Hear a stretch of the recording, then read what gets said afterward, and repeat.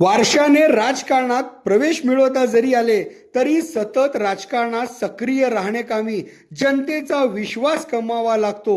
सलग 4 वेळा नगरसेवक आणि यंदा तर ऐतिहासिक मताधिक्याने महापालिका सभागृहात प्रवेश करत विनायक रामकृष्ण कोंड्याल यांनी हे सिद्धच करून दाखविले आहे.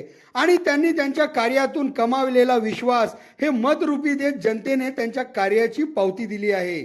सोलापूरच्या राजकारणातील भीष्म पितामह समजले जाणारे स्वर्गीय विष्णुपंत तात्या कोटे आणि महापालिकेच्या आणि शहराच्या सत्तेच्या केंद्रस्थानी राहिलेले स्वर्गीय महेश अण्णा कोटे यांचे जावई, तसेच राजकारणाच्या पटलावर पडद्याच्या मागे राहत सत्तेच्या चाव्या फिरविणारे, सत्तेची सूत्रे हलविणारे व्यक्तिमत्व म्हणजेच माननीय रामकृष्ण कोंड्याल साहेब यांचे चिरंजीव, तसेच धडाकेबाज आमदार देवेंद्रदादा कोटे यांचे भाऊजी अशी भली मोठी राजकीय ओळख असताना स्वतःची स्वतंत्र ओळख विनायक दादांनी निर्माण केली आहे हे मान्यच करावे लागते.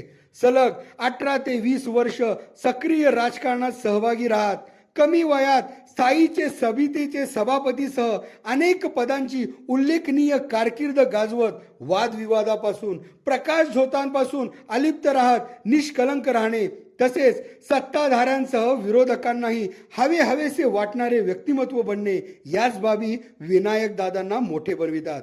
शांत संयमी स्वभाव, भाषणातून नव्हे तर कामातून उत्तर देणारे विनायक कोंड्याल हे केवळ राजकीय वारसदार नसून विश्वासार्ह, स्वच्छ प्रतिमा आणि सर्वसामान्यांच्या कामांना न्याय देणारे नेतृत्व बनले आहे.